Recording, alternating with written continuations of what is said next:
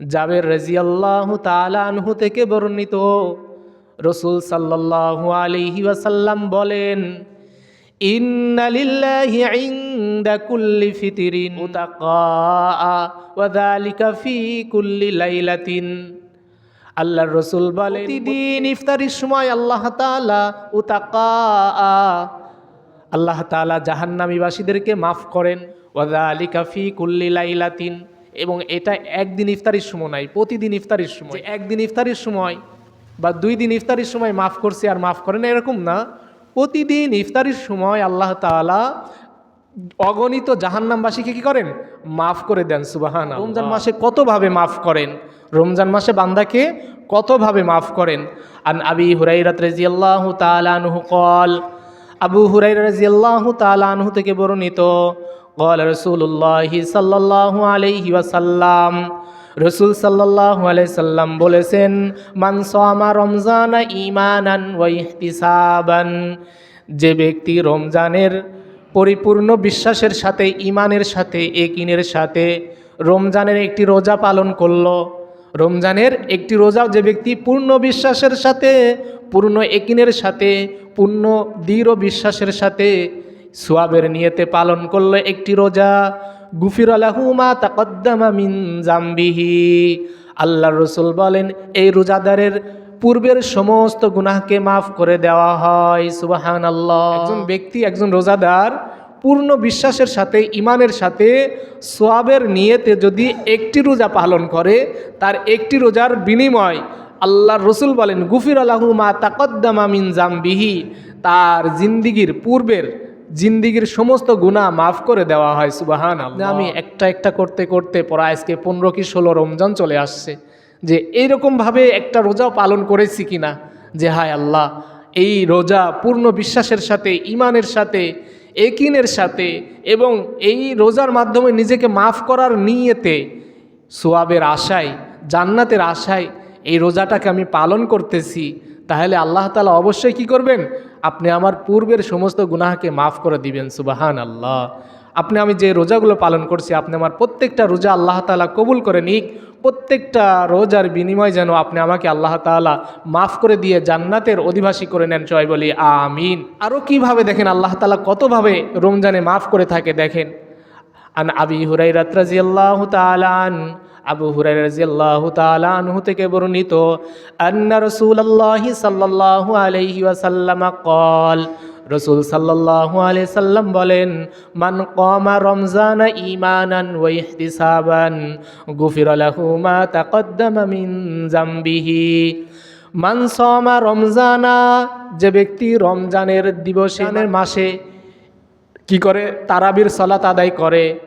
এখানে সালাত বলতে হাদিস বিশারদগুলো কমা মানে দাঁড়ানো, অর্থাৎ নামাজের অনেক জায়গায় নামাজকে কমা দ্বারা বোঝানো হয়েছে, অর্থাৎ নামাজে দাঁড়ানো, অর্থাৎ নামাজ বোঝানো হয়েছে। যে ব্যক্তি নামাজ আদায় করে রমজান, আর রমজানে যে ব্যক্তি নামাজ আদায় করলো, এই নামাজ দ্বারা নির্ধারিত ফরজ সলাৎ না তারাবির সলাৎ, এই নিয়ে বেশ মতানৈক্য।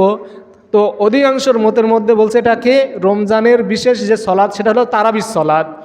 তো যে ব্যক্তি রমজান মাসে তারাবির সালাত আদায় করে, তারাবির নামাজের মাধ্যমে আল্লাহ পাক রব্বুল আলামিন তার পূর্বের সমস্ত গুনাহকে মাফ করে দেন। সুবহানাল্লাহ। তাহলে পূর্ণ বিশ্বাসের সাথে যদি একটা রোজা কেউ পালন করে, সিয়াম যদি আদায় করে, এই সিয়ামের মাধ্যমে তার জিন্দিগির সমস্ত গুনাহ মাফ করলো। কোনো ব্যক্তি যদি রমজানে পূর্ণ বিশ্বাসের সাথে, ইয়াকিনের সাথে, সওয়াবের নিয়তে সুন্দরভাবে নামাজ আদায় করে, তারাবির সালাত আদায় করে, রাসূল বলেন এই ব্যক্তিরও জিন্দিগির সমস্ত গুনাহকে মাফ করে দেওয়া হয়। সুবহানাল্লাহ। এরপরে আসে একভাবে দেখি যে আল্লাহ তাআলা কিভাবে আপনি আমাকে মাফ করতেছেন। এর একটি হাদিস, এটাও আবু হুরায়রা রাদিয়াল্লাহু তাআলা থেকে বর্ণিত। আবু হুরায়রা রাদিয়াল্লাহু তাআলা আনহু বলেন, ইয়াবলুগু বিহিন নাবিয়্যা সাল্লাল্লাহু আলাইহি সাল্লাম মান সামা রমজানা ঈমানান ওয়া ইহতিসাবান গুফিরা লাহু মা তাকদ্দামা মিন জামবিহি ওয়া মান কামা লাইলাতাল কদরি ঈমানান ওয়া ইহতিসাবান গুফিরা লাহু মা তাকদ্দামা মিন জামবিহি। আবু হুরায়রা রাদিয়াল্লাহু তাআলা আনহু থেকে বর্ণিত, রাসূল সাল্লাল্লাহু আলাইহি সাল্লাম বলেন, যে ব্যক্তি রমজান মাসে পূর্ণ বিশ্বাসের সাথে, পূর্ণ ঈমানের সাথে, ইয়াকিনের সাথে, বিশ্বাসের সাথে, সওয়াবের নিয়তে রমজানের একটি রোজা পালন করে তার জিন্দেগীর সমস্ত গুনাহ মাফ করে দেওয়া হয়। এরপরে যে ব্যক্তি পূর্ণ বিশ্বাসের সাথে, ইয়াকিনের সাথে, সওয়াবের নিয়তে রমজান মাসে তারাবির সালাত আদায় করে, এই ব্যক্তিরও জিন্দেগীর সমস্ত গুনাহকে মাফ করে দেওয়া হয়। পরে রাসূল বলেন, ওমান কামা লাইলাতাল কদরি ঈমানান ওয়া ইহতিসাবান গুফিরা লাহু মা তাকদ্দামা মিন যামবিহি। আর যে ব্যক্তি রমজানে লাইলাতুল কদর, পুরো রমজানের মধ্যে একটি রাত আছে লাইলাতুল কদর, এই লাইলাতুল কদর নিয়ে ইনশাল্লাহ আগামী রমজানে আরও আলোচনা করব। তো রাসূল বলতেছেন, পুরো এই রমজান মাসে যে ব্যক্তি লাইলাতুল কদরে এই রাতে যে ব্যক্তি ইবাদত করে, নামাজ আদায় করে, অর্থাৎ লাইলাতুল কদরের রাত্রে নামাজ পড়লো অথবা তেলাওয়াত করলো, লাইলাতুল কদরের রাত্রে সে ব্যক্তি নিজেকে দোয়া করলো অথবা ইস্তেগফার করলো, আল্লাহ তাআলার কাছে ক্ষমা চাইলো, অর্থাৎ যে ব্যক্তি লাইলাতুল কদর পাইলো, পূর্ণ বিশ্বাসের সাথে, ঈমানের সাথে লাইলাতুল কদরে দোয়া করলো, ইস্তেগফার করলো, এই ব্যক্তিরও জিন্দেগীর সমস্ত গুনাহ আল্লাহ তাআলা মাফ করে দেন। সুবহানাল্লাহ। কতভাবে আল্লাহ মাফ করতেছে রমজান মাসে, রোজার বদৌলতে আল্লাহ গুনাহ মাফ করতেছেন। আল্লাহ তাআলা তারাবির সালাতের মাধ্যমে গুনাহ মাফ করতেছেন, ফরজ সালাতের মাধ্যমে গুনাহ মাফ করতেছেন। আল্লাহ তাআলা রমজান মাসে ইফতারির সময় গুনাহ মাফ করতেছেন।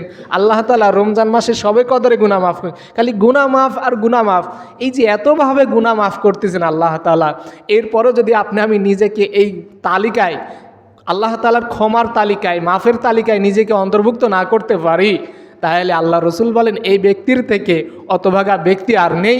এবং রসুল বদদুয়া করে দিয়েছেন, জিবরাইল আলাইহিস সালাম একজন সম্মানিত ফেরেশতা বদদুয়া করেছেন যে এই ব্যক্তি ধ্বংস হোক।